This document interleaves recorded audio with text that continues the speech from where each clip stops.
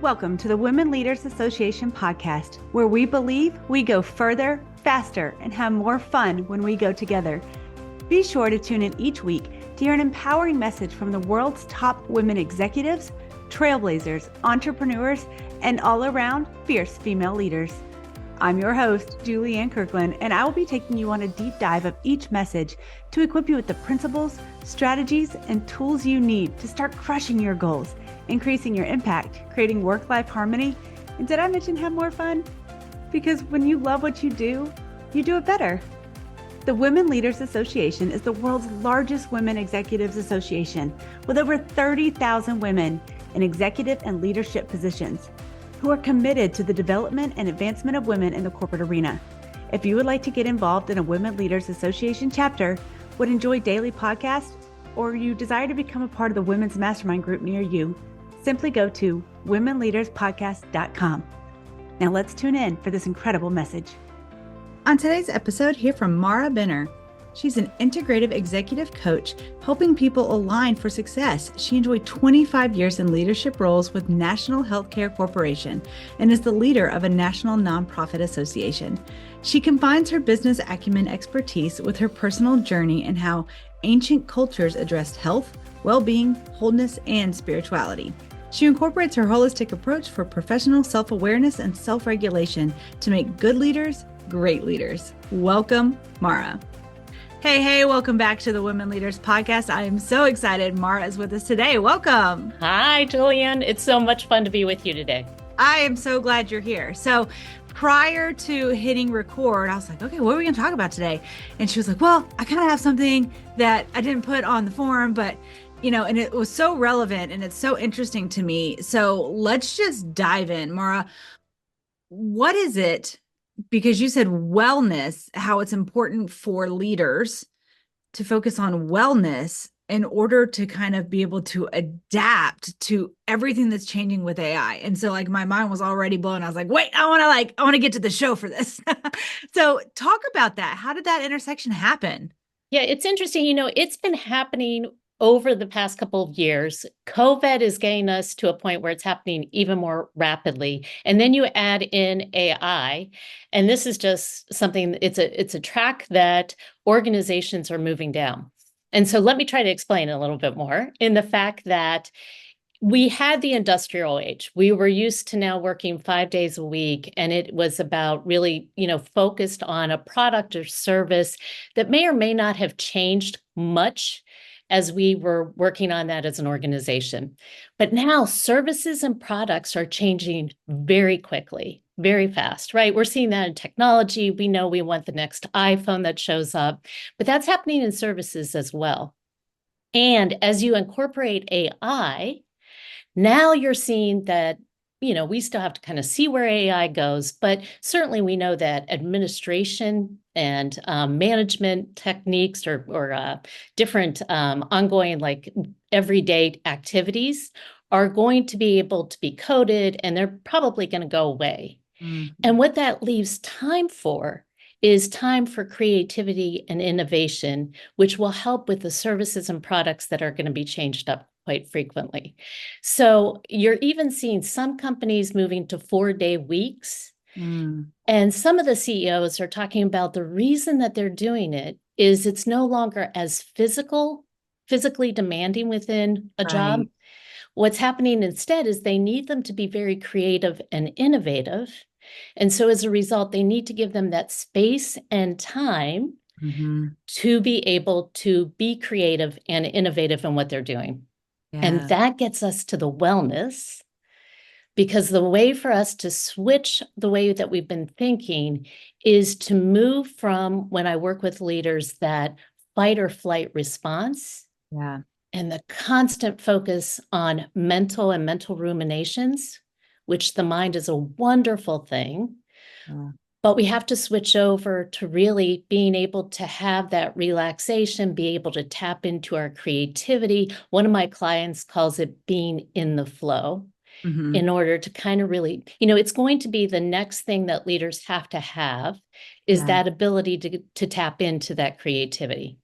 And there's two aspects to leadership. One is having that vision and mission Yeah. and really shooting for that. And that requires you to be in a different mindset for growth than actually getting through with the business acumen of seeing results and getting the outcomes. And that's when you have to engage your mind more.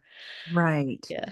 So let me ask you, with, you working with so many leaders, have you come across the frustration of, like, yes, I get it, I am on board, we need to be wellness focused, like, for all of the reasons that you just gave. And at the same time, employees kind of run away with that, right? And so where are companies going to create true harmony and still have, and I'm sorry if I offend anybody, but I'm just going to say it this way, still have some of that, like, put your big girl panties on and deal with it. You know what I mean? Like, some of that still has merit.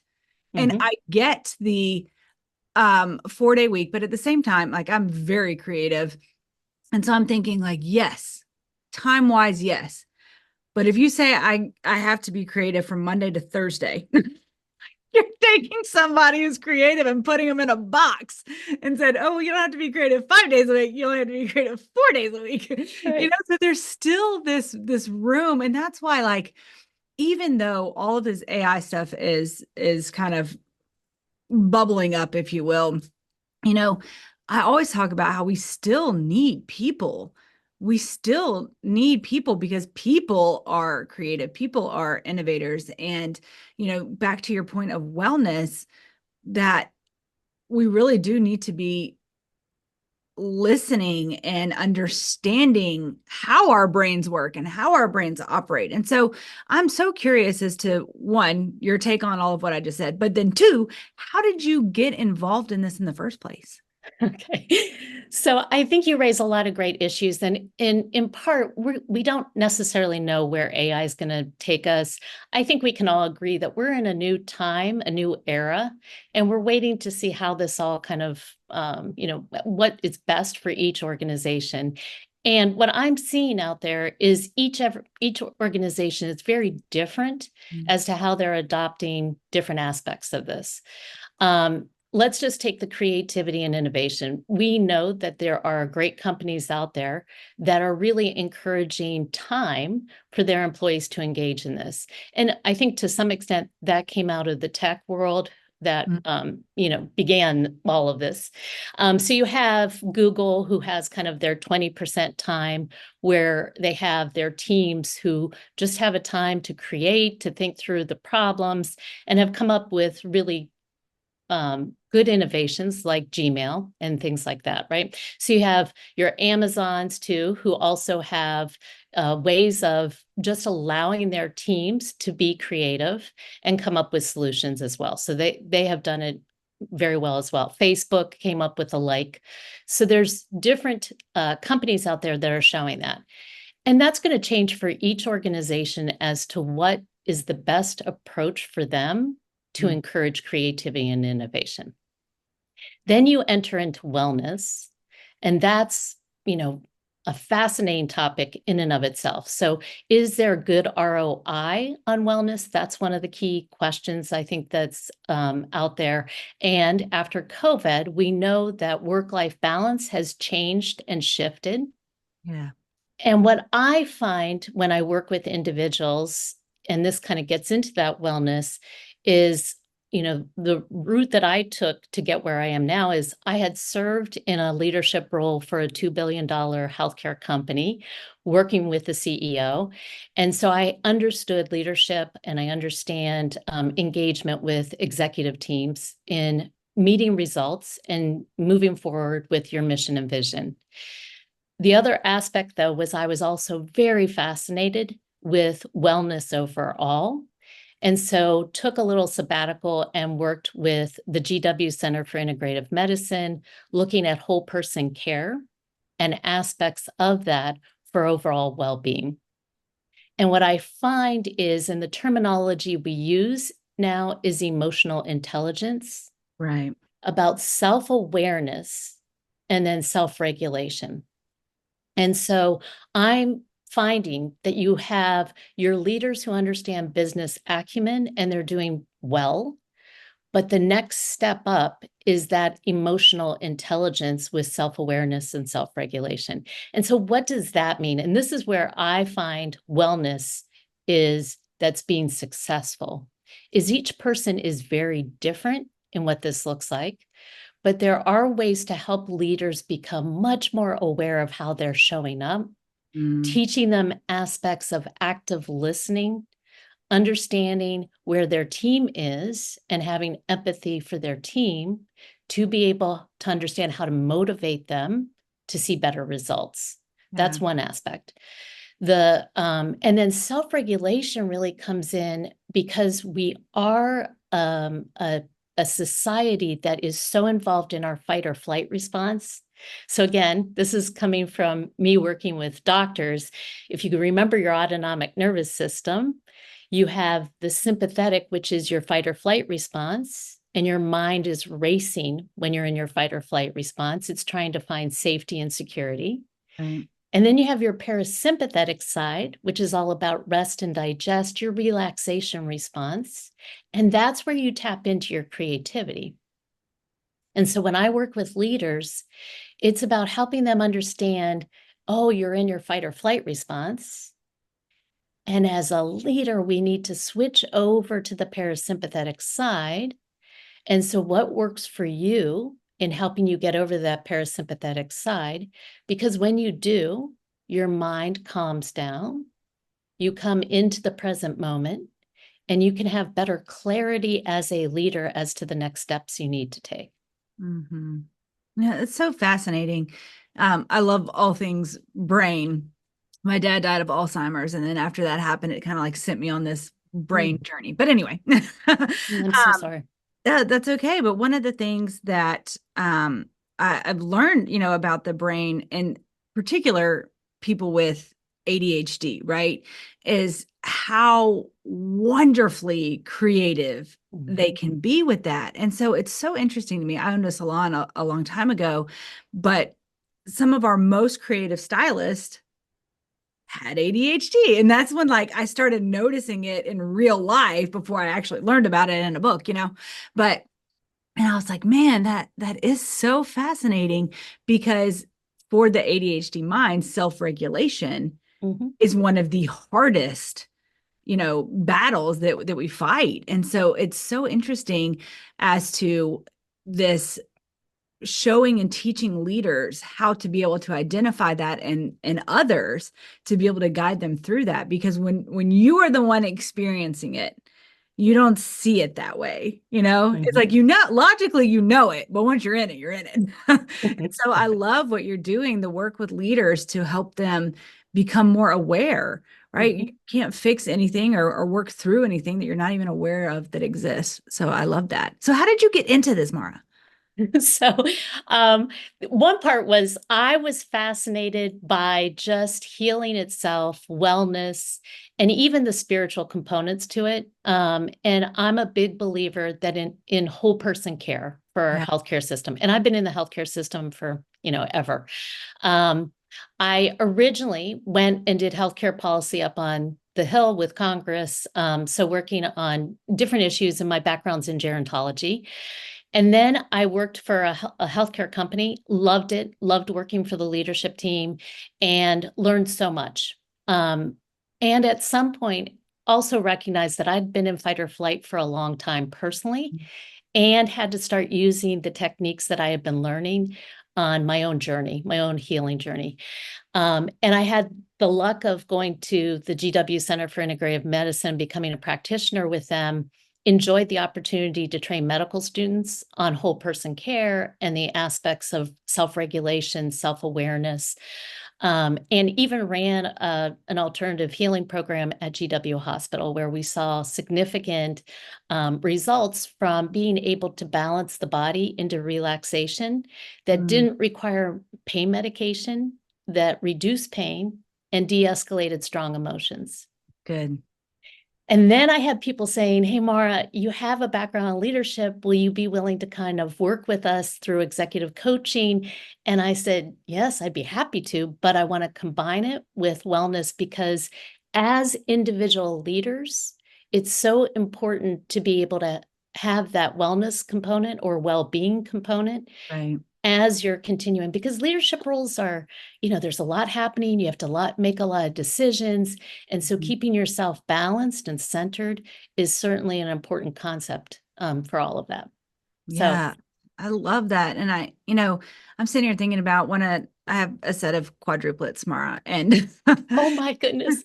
when I was sent, 2 hours away from my home to a hospital that could care for these babies, right? And in case I were to have them early, they would be able to care for these babies. So I was there from 23 weeks until I had them at 31 weeks. Anyway, I digress. Oh, So, but what was so stand out about, and why I'm linking this back together to what you were just talking about, is this was the first time in this particular hospital that I was under the care of a doctor who wasn't just a doctor focus. Like, he truly cared about me and my well-being, and just all the emotions out, like he took it all in. mhm. And that for me created a safe space to be like, okay, I can be strong. I can do, because I was put on bed rest and all these things. And so, but to your point, right, is that when you have that switch, when you move into that atmosphere of rest, of peace and that harmony, you are in a place to discover more of what you're capable of. And that's like my extremely unique personal example. But I mean, everybody has their own, kind of where they're pushed to the brink, and yet Mhm. there's more, but they don't know it yet because they're in that flight or fight space instead of that other space. So that's really cool. Yeah, and congratulations to the doctor. I mean, for me, I know that doctors are very busy, and yet he was able to kind of provide that whole person care for you, Yeah. which is phenomenal. And I think clients and people are really looking for this in healthcare, is the aspect of whole person care, looking at mind, body, emotions, and spirit, and seeing what's taking place and however the person wishes to define that. And it's also showing in leadership as well, right? So the same thing is starting to occur. I'm seeing it more and more, this aspect of holistic leadership. And the thing that fascinates me as I work with leaders is when they confront an obstacle at work, let's say, having a difficult conversation, that same pattern is most likely showing up in their personal life too, Absolutely. right? Yes. So Absolutely. both have to be addressed to help that leader progress. Yeah. And the other thing that fascinates me is when I first start working with a client, they'll say, and I've had this mentioned to me a couple of times, I feel very vulnerable working with you. Mm. And it fascinates me because my view of it is you're a great leader and I'm here to help you develop to the next level. It's more like going through college, maybe, you're going through the next stage Yeah. rather than thinking there's any limitations to what you're doing. It's just moving to the next advancement. And Yeah. and then there's a whole new world of possibilities that you examine as you get there, right? Yeah. Well, I Which is mean, Mark, you're doing the deep work, right? And that's really, if we think about it, is that if we go from level to level, and if you're not watching on YouTube, I'm showing with my hands, level to level, right? Like, that's our goal, to go to the next level, go to the next level. But if we have these roots, right, that are pulling us down, literally holding us down, and to not have any awareness, to not have anybody come in and say, hey, wait. What happens if we cut that one off? What happens if we dig that one up? Right. And just bring it to the light to see what is it really as scary as you thought it was? Or, and to recognize these patterns of behavior and all of these things that have been weighing this person down from being able to achieve the next level.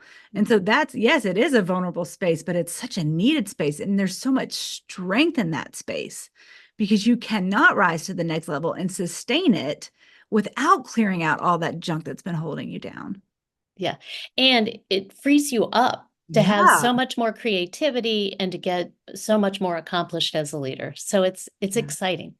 Let me Yeah. also just mention too, because I loved how you brought up the whole person care.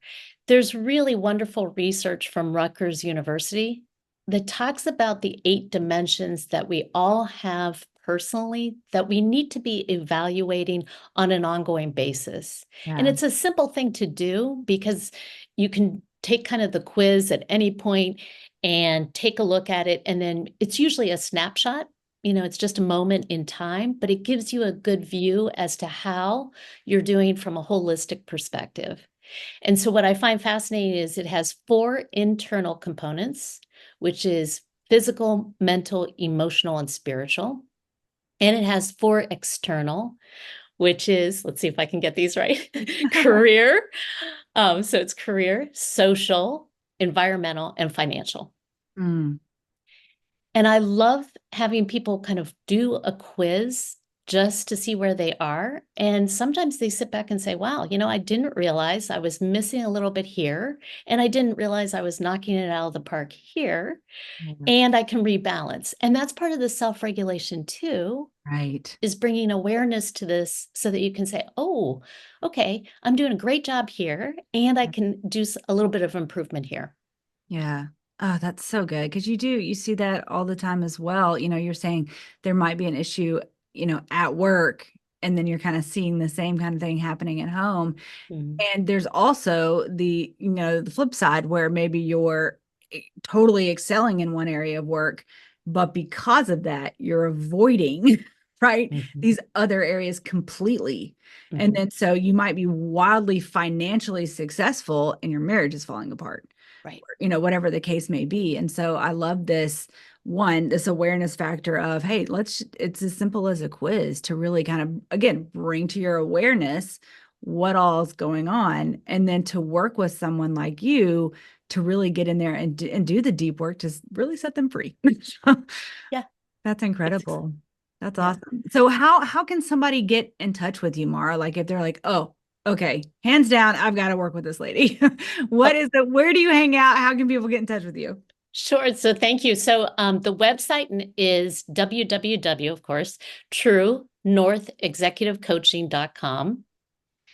You can also email me at Mara, M-A-R-A, at truenorthexecutivecoaching.com.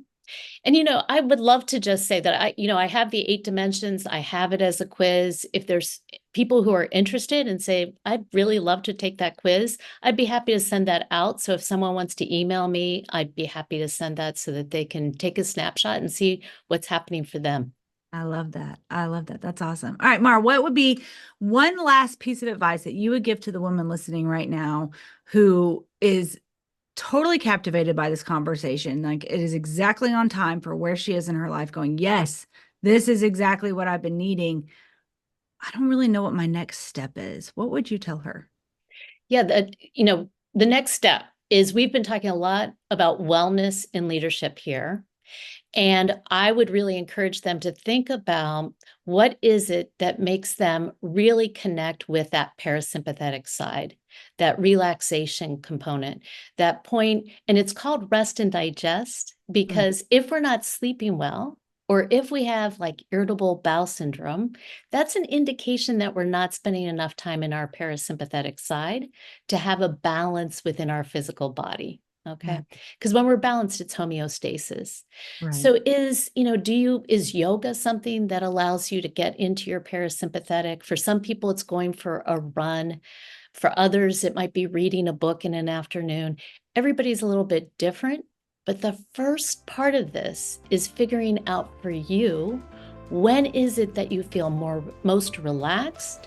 When is it that you lose track of time because you're just so enjoying the moment of whatever it is you're doing? That's the first step. And then the next one is finding, people or classes that are going to help you continue your professional development as a leader in this area. I love that. I love that. Mara, thank you so much. This has been such a great conversation. So y'all be sure to connect with Mara. Again, she's giving you her email and we will be sure to put that in the show notes. And do take that quiz, follow back up with us here at the Women Leaders so that we can, be following along with you and what you're doing in your journey. It's so incredible. But Mara, thank you again. And listen, ladies, if you are looking for more conversations just like this, be sure to visit womenleaderspodcast.com. Bye for now.